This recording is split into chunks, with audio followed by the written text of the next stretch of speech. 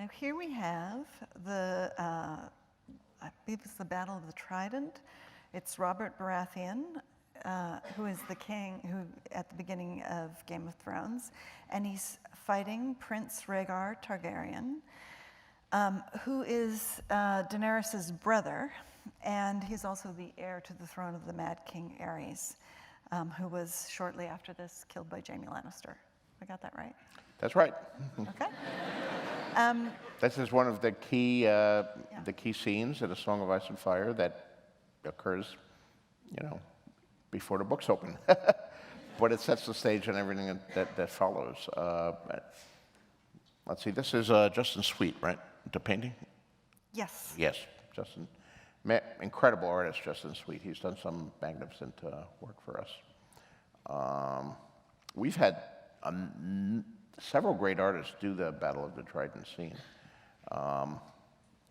What I like about Justin's version particularly is that he actually included the horses, because the two of them did fight on horseback, but most of the other artists who have illustrated the scene for one reason or another have omitted the horses and have just shown the two men on foot.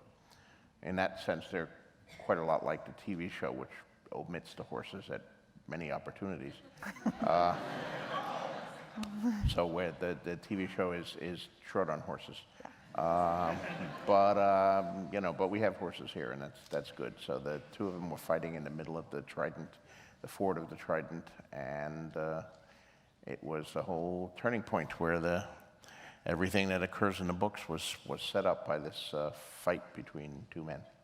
It's great to see them at this point looking, in the prime of their lives and so heroic, because by the time we jump into the narrative of Game of Thrones, Robert is kind of over the hill.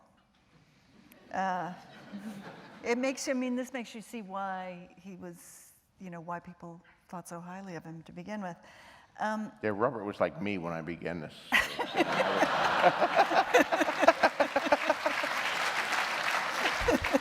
My hair was dark, I was skinnier, I was different in '91. Hey. It's also, Rhaegar has kidnapped Robert's betrothed and Ned's sister, but it's really the culmination of a lot of forces. I mean, this is a big personal confrontation, but it's also kind of a big, kind of socio-political confrontation. The Targaryens, King Aerys was crazy, and their sort of line seemed to be kind of decaying. Well, one of the factors here is, of course, that 300 years ago in Aegon's conquest, the Targaryens conquered the Seven Kingdoms with dragons. But then, during the later civil war called the Dance with the Dragons, the majority of those dragons were killed. And the few that survived that war died a relatively short time later, or else left the known lands of Westeros.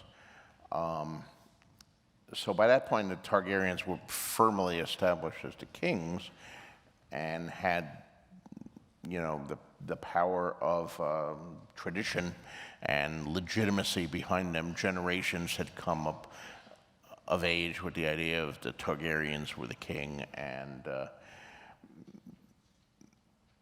that the rules didn't apply to them. I mean, that was also part of it. Targaryens were interlopers from another culture, and they had some unique factors that didn't necessarily fit into the mainstream of the other Westerosi lords, such as their traditional incest, which was part of keeping the bloodlines pure so that they could better control the dragons, brother marrying sister, and